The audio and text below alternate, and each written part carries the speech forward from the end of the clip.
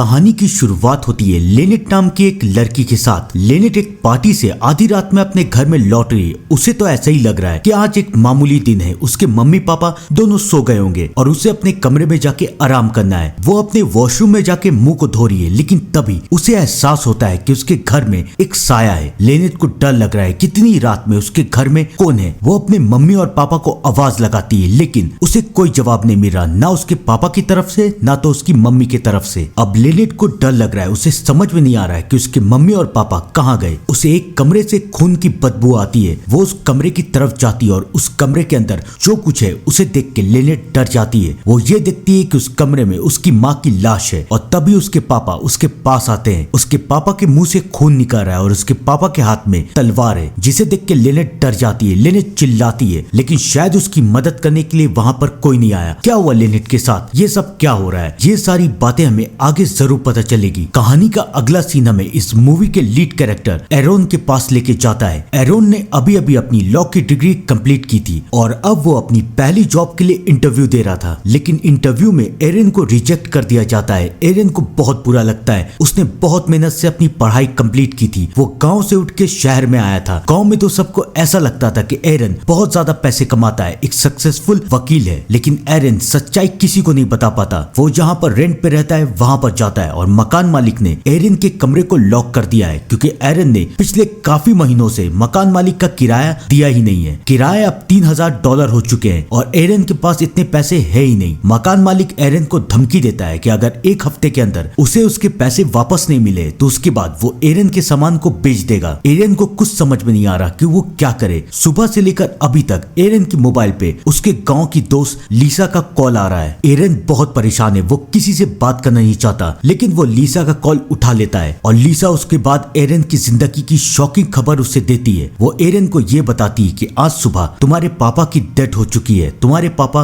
अब इस दुनिया से जा चुके हैं। अब तो तुम्हें गांव आना ही पड़ेगा। एरन ये न्यूज सुन के बहुत शौक में है। वो कई सालों से अपने गांव में गया तक नहीं था, यहाँ तक कि उसने कई सालों से अपनी मम्मी और पापा दोनों से बात तक नहीं की थी, लेकिन अब तो उसे घर जाना ही पड़ेगा। वो घर जाता है। काफी सालों के बाद वो अपने गांव अपने घर आया है और अपने घर के बाहर उसकी मुलाकात अपनी पड़ोसी येट से होती है। येट का कुत्ता एरन को देख के भौंक रहा है। वो हमेशा एरन को बहुत परेशान करता था और एरन को ना तो येट ना तो उसका कुत्ता दोनों पसंद नहीं थे। एरन को बहुत गुस्सा आ रहा है, लेकिन वो बेचारा कुछ कह भी नहीं सकता। वो अंदर अपनी माँ केट के पास जाता है। केट बहुत उदास है। उसका पति उसे छोड़ के जा चुका है। वो एरन से बात करती है कि तुमने ना तो हमें इतनी महीनों से इतने सालों से फोन किया, ना तो ये जानने की कोशिश की कि हम कैसे हैं। अब तुम इतने टाइम के बाद यहाँ पर आए हो तो कम से कम अपनी माँ के लिए कुछ दिन तो यहाँ पर रुक जाओ। एरन समझ जाता है कि उसकी माँ की हालत बहुत बुरी है, उसे रुकना ही पड़ेगा। अगले दिन उसके डैड का फ्यूनरल होता है, जहाँ पर उसकी दोस्त लीसा भी आती है। एरन बचपन से लीसा से बहुत प्यार करता था, लेकिन वो आज तक लीसा से अपनी दिल की बात बोल नहीं पाया और लीसा की शादी डेकर नाम के एक आदमी से हो गई, जो कि अब पुलिस में है। लीसा एरन और उसकी माँ को बहुत मानती थी और एरन के जाने के बाद लीसा ने उसकी माँ की बहुत मदद की। आज तक भी वो उसकी माँ की मदद कर रही थी। एरन काफी टाइम के बाद घर लौटा है। उसके पापा की एक एंटीक की शॉप थी और उस शॉप में एरन की नजर एक पॉट की तरफ जाती है। एरन को लगता है कि इन सारे सामानों को बेच के शायद मुझे $3000 मिल जाए और जिसकी मदद से मैं अपना रेंट चुकता कर पाऊं और मुझे दोबारा घर रहने के लिए मिल जाए। अगली सुबह वो ये फैसला करता है कि वो अपने पापा की दुकान की हर एक चीज को बेच देगा। वो अपने घर के बाहर सामानों का सेल लगाता है। लीसा भी वहाँ पर आती है और लीसा एरन को समझाने की कोशिश करती है कि पहले अपनी माँ से बात कर लो, लेकिन एरन को तो किसी की कोई बात नहीं सुननी। और तभी वहाँ पर एरन का दोस्त टाई आ जाता है। लीसा टाई को देख के वहाँ से चली जाती है। एरन को समझ में नहीं आ रहा है कि टाई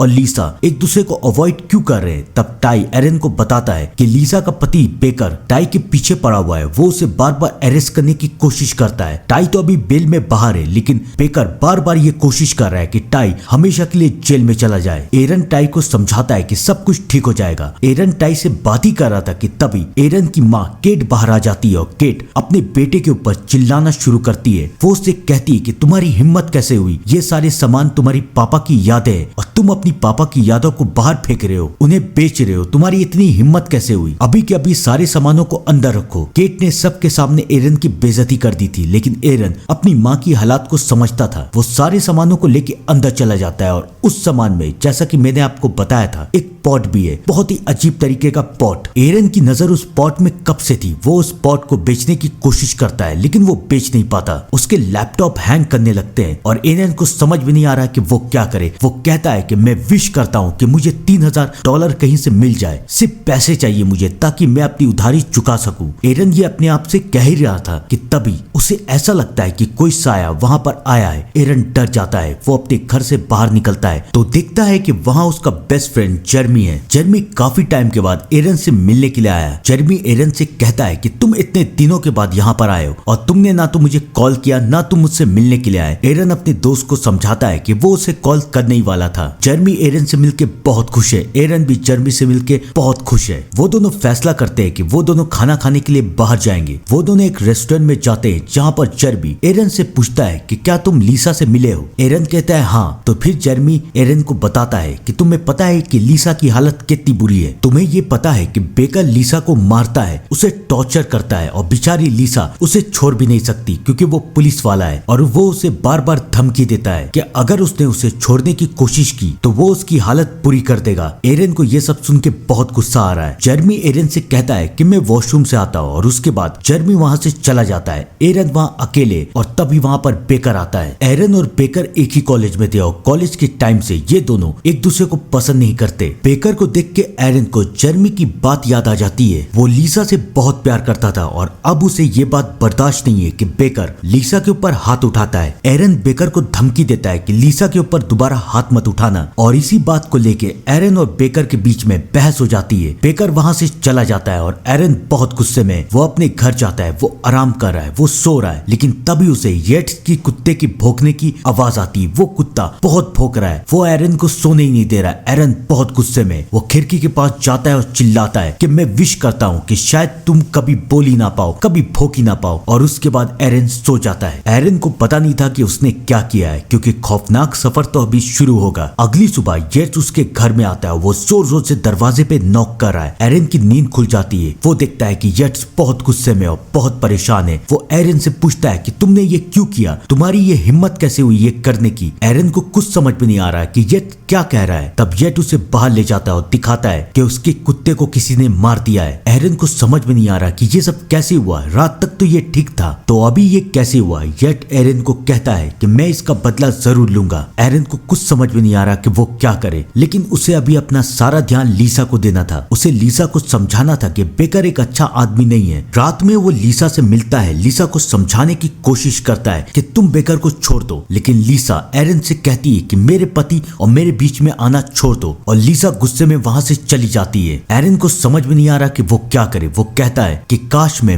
हैंडसम होता तो लीसा मुझे पसंद करती, मुझसे प्यार करती। और एरन ये कह के वहां से जा रहा है, लेकिन तभी एरन का एक्सीडेंट हो जाता है। एरन का एक्सीडेंट और किसी ने नहीं बल्कि टाई ने किया था। टाई एरन को लेकर हॉस्पिटल जाता है। एरन का मुंह पूरी तरीके से जख्मी हो चुका है, लेकिन डॉक्टर एरन को कहते हैं कि तुम बहुत खुशनसीब हो। ऐसे एक्सीडेंट के बाद कोई नहीं बचता, लेकिन तुम बच गए हो। तुम्हारा चेहरा बहुत खराब हो चुका था, तो इसलिए हमने तुम्हारे चेहरे को फेशियल रिकंस्ट्रक्शन किया है, यानी कि तुम्हारे चेहरे की प्लास्टिक सर्जरी की है। एरन को समझ में नहीं आता कि अब वो कैसा दिखता है। पहले से वो बहुत खराब दिख रहा था, उसके होठ के ऊपर दाग था, और अब उसे समझ में नहीं आ रहा कि वो कैसा दिखेगा। एक हफ्ते बीत जाते हैं और अब लीसा भी एरन को घर ले जाने के लिए हॉस्पिटल में आई है। डॉक्टर कहते हैं कि जाने से पहले हमें तुम्हारी पट्टी खोलनी पड़ेगी। एरन बहुत डर रहा है कि पता नहीं उसका चेहरा कैसा हो गया होगा, लेकिन जैसी पट्टी खुलती है सब कोई उसे देखते ही रह जाते हैं क्योंकि एरन अब बहुत हैंडसम हो चुका है। उसके चेहरे का दाग भी मिट चुका है और शायद लीसा भी अब उसे पसंद करने लगी है। एरन बहुत खुश है, उसकी जिंदगी में सब कुछ बहुत अच्छा चल रहा है। यहाँ तक कि उसे एक दुकान में $5000 भी मिल जाते हैं, यानी कि उसके पैसे की प्रॉब्लम भी सॉल्व हो चुकी है। एरन बहुत खुश है। वो अपने घर जाता है अपनी माँ के पास और वो अपनी माँ से कहता है कि मैं कुछ दिन और यहाँ पर आपके साथ रहूंगा, आपको सपोर्ट करने के लिए। उसकी माँ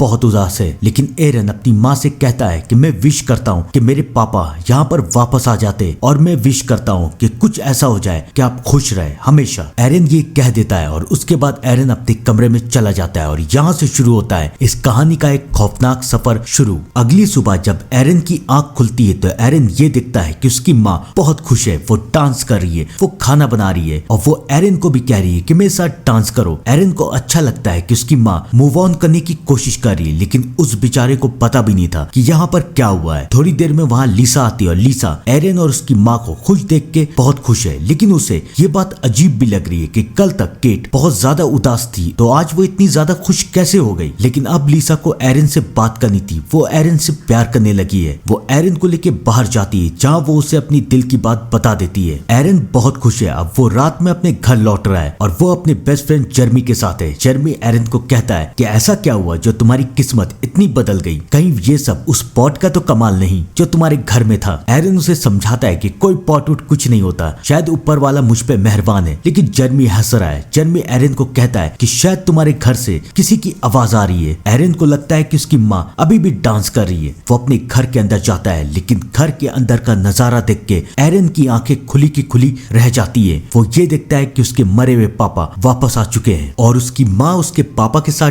डांस करी। ये सब देख के एरन बहुत डर जाता है। वो घर के बाहर निकलता है, उसे समझ में नहीं आ रहा कि वो क्या करे। वो दोबारा घर के अंदर जाता है तो देखता है कि उसकी माँ जोर जोर से हंस रही है। वो सबसे कह रही है कि तुम्हारे पापा वापस आ चुके हैं, अब वो हमारे साथ रहेंगे। एरन अपनी माँ को कहता है कि मैं विश करता हूँ कि शायद पापा इस रूप में कभी भी यहाँ पर ना आए। एरन तो ये कह देता है, लेकिन उसकी माँ बहुत नाराज है, वो बहुत गुस्से में है। एरन को समझ में नहीं आता कि वो क्या करे। वो अपने बेस्ट फ्रेंड जर्मी के घर जाता है और यहाँ पर मिलता है उसे दूसरा सरप्राइज। एरन को जर्मी की माँ मिलती है जो कि एरन को ये बताती है कि जर्मी 1 साल पहले ही मर चुका है। एरन को समझ में नहीं आ रहा कि अगर जर्मी मर चुका है तो इतने दिनों से उसके पास कौन था। वो इस बात को कंफर्म करने के लिए कब्रिस्तान जाता है जहाँ पर वो जर्मी की कब्र को देखता है, लेकिन वहीं पर सामने जर्मी बैठा हुआ है। जर्मी एरन को देखता है और कहता है, कैसे हो दोस्त, तुम जो बोलोगे मैं उसे पूरा करने के लिए तुम्हारी जिंदगी में आया हूँ। मैं तुम्हारा गुलाम हूँ, तुम बस ख्वाहिश करो, मैं उसे पूरा करूंगा। एरन को समझ में नहीं आ रहा कि वो क्या करे। वो वहां से भागता है। उसे जर्मी की बातें याद आ रही है कि जर्मी ने उस पॉट की तरफ इशारा किया था कि जो कुछ भी हो रहा है इस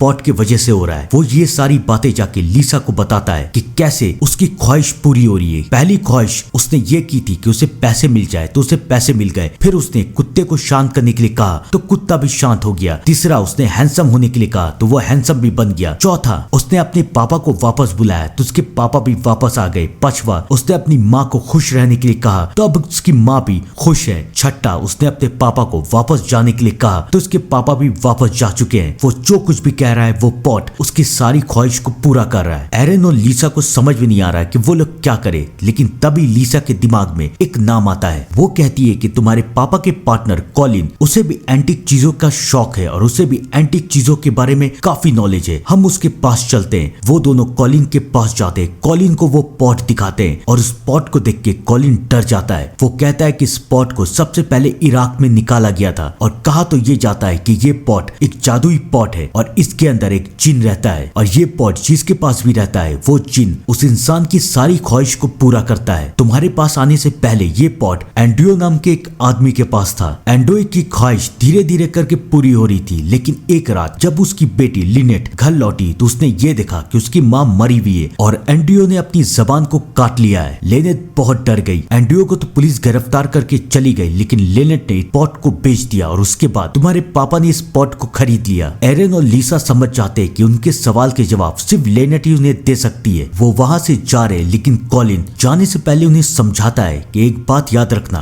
कि ये जो यूनिवर्स है वो बैलेंस चाहता है। तुम्हारी हर एक ख्वाहिश के बदले एक मौत तो जरूर होगी कि तुमने बैलेंस को बिगाड़ा है। एरन को कुछ समझ में नहीं आता कि कॉलिन ये सब क्या कह रहा है, लेकिन इसका जवाब एरन को रात में मिलता है। रात में एक तूफान आता है और उस तूफान में येट की मौत हो जाती है। एरन समझ जाता है कि उसकी हर एक ख्वाहिश के बदले हर एक इंसान की मौत होगी। अब ये मामला बहुत खतरनाक हो चुका है। अब एरन और लीसा लिनेट से मिलने के लिए उसके घर जाते हैं। वो लिनेट को सब कुछ बता देते हैं। लिनेट उन्हें बताती है कि तुम्हारी मदद सिर्फ मेरे पापा कर सकते हैं। मेरे पापा अभी मेंटल असाइलम में हैं, हम लोग वहां जाके उनसे मिल सकते हैं। वो तीनों वहां पर जाते हैं। एंड्रियो भी उनसे मिलने के लिए आता है। एंड्रियो अब कुछ बोल नहीं सकता। वो लोग एंड्रियो को सब कुछ बताते हैं और ये सब सुनने के बाद एंड्रियो बहुत डर जाता है। वो एरन से पूछता है कि तुमने अभी तक कितनी विश मांगी। एरन बता देता है तो एंड्रियो एरन का जवाब सुन के और भी डर जाता है। वो एरन से कहता है कि अब तुम्हारे पास सिर्फ 2 विश बाकी है और आखिरी विश कुछ भी हो जाए कभी मत मांगना। एरन पूछता है कि अगर मैंने मांग लिया तो क्या होगा, तो एंडी उसे बताता है कि वो शैतान तुम्हारी आत्मा को खा जाएगा। एरन और लिसा दोनों बहुत डर जाते हैं, वो वहां से जाते हैं। अब एरन को ये समझ आ चुका है कि वो कुछ भी करेगा लेकिन अब एक भी विश को नहीं मांगेगा, और ये बात उस जिन को भी पता चल चुकी है। अब वो जिन एरन के सामने आता है, वो एरन को बहकाने की कोशिश करता है कि अपनी माँ के लिए कुछ मांगो, लिसा के लिए कुछ मांगो, अपने लिए कुछ मांगो, मैं तुम्हें अमीर और फेमस बना दूंगा, लिसा भी तुम्हारे पास रहेगी, तुम कुछ मांगो तो सही। लेकिन एरन को अब असलियत मालूम है कि एरन अगर कुछ भी मांगेगा और उसकी आखिरी विश पूरी हो गई तो ये जिन उसकी आत्मा को खा जाएगा। अब वो जिन इस बात को समझ चुका है कि एरन सीधे तरीके से तो विश मांगेगा नहीं। एरन उससे चिल्लाता है और कहता है अपना असली चेहरा मुझे दिखाओ, मैं देखना चाहता हूँ कि तुम कौन हो। एरन जानता नहीं था कि उसने क्या मांग लिया है। एरन के सामने वो जिन आता है जिसे देख के एरन डर जाता है। उसके बाद वो जिन वहां से चला जाता है। अब उस जिन को समझ में आ चुका है कि एरन सीधे तरीके से कोई विश मांगेगा नहीं। कुछ देर के बाद वहां पर डेरेक आता है। डेरेक एरन के पास आता है। डेरेक बहुत गुस्से में। डेरेक एरन को समझाता है कि तुम मेरी बीवी से दूर रहो, लेकिन एरन उससे कहता है कि मैं और लिसा एक दूसरे से प्यार करते हैं और हम दोनों एक दूसरे से शादी करेंगे। डेरेक उससे कहता है कि तुमने आज जो भी कहा ना उसका अंजाम अब लिसा को भुगतना पड़ेगा। ये सुन के एरन को बहुत गुस्सा आ जाता है। वो कहता है कि मैं विश मांगता हूँ कि तुम लिसा के ऊपर दोबारा कभी हाथ नहीं उठा पाओ। ये सुन के ड्रेक हंसता है और ड्रेक गायब हो जाता है। एरन समझ जाता है कि वो ड्रेक नहीं बल्कि ड्रेक के रूप में एक जिन था, और इनडायरेक्टली जिन ने एरन के मुंह से उसकी ख्वाहिश को जान लिया है और अब वो इस ख्वाहिश को पूरा करने के लिए ड्रेक को मारेगा। लेकिन कैसे, हमें दिखाया जाता है कि वो जिन लिसा का रूप लेके टाई के घर जाता है और टाई को कहता है कि ड्रेक तुम्हारे खिलाफ एक सबूत बना रहा है जिससे वो तुम्हें जिंदगी भर के लिए जेल में रख सकता है। अगर तुम्हें उसे रोकना है तो आज घर में आओ और उस सबूत को ड्रेक से ले लो। टाई समझ जाता है कि उससे बचना ही पड़ेगा। वो उसके घर में जाता है। ड्रेक भी टाई को देख के बहुत परेशान है। टाई उससे सबूत मांगता है लेकिन ड्रेक को समझ में नहीं आ रहा कि टाई आखिर क्या रहा है। तब टाई ड्रेक के ऊपर हमला कर देता है। ड्रेक को वहां बचाने के लिए लिसा आती है, लेकिन इससे पहले वो ड्रेक को बचा पाती टाई ड्रेक को गोली मार देता है। ड्रेक तो मर जाता है लेकिन लिसा और टाई डर जाते हैं। तभी वहां पर एरन आता है। एरन लिसा को सब कुछ बता देता है। लिसा बहुत उदास है। याद है ना कॉलिन ने क्या कहा था कि ये यूनिवर्स एक बैलेंस मांगता है। ड्रेक की मौत का वक्त आया नहीं था तो अब उसकी मौत को बैलेंस करने के लिए एक और मौत जरूर होगी। ड्रेक के हाथ से गोली फिर से चल जाती है और अब लिसा भी मर जाती है, और ये सब देख के ड्रेक भी अपने आप को मार देता है। एरन के चाहने वाले धीरे धीरे करके मरते जा रहे थे और शायद अब अगला नंबर उसकी माँ का था, लेकिन एरन अब समझ चुका है कि उसकी फाइनल विश कौन सी होगी। वो जिन को बुलाता है और उससे कहता है कि मैं ये विश मांगता हूँ कि जिस रात मुझे टाई ने कार से मारा था उसी रात में मर जाता। एरन को पता है कि अगर वो उस रात मर जाता तो उसके बाद इन सारे लोगों की मौत नहीं होती। जिन वैसा ही करता है और उस एक्सीडेंट में एरन की मौत हो जाती है। एरन ने अपनी आखिरी विश भी मांग ली थी और अब उसकी आत्मा जिन की गुलाम थी। एरन ने अपनी आत्मा को जिन का गुलाम तो बना दिया था, लेकिन उसने अपनी माँ को, लिसा को, डेरेक को, टाई को, सबको बचा लिया था। केट के पति और बेटे दोनों की मौत हो चुकी है और अब केट इस घर को छोड़ के नए शहर जा रही है और वो इस घर को छोड़ने से पहले इस घर की सारी एंटीक चीजों को बेच रही है। लेकिन जाने से पहले वो लिसा को ये पॉट दे के जाती है, यानी कि अब ये जिन लिसा के पास है। मुझे लगता है कि इसकी आगे की कहानी बननी चाहिए। आपको क्या लगता है कमेंट में जरूर बताइएगा। तब तक के लिए thank you and good bye.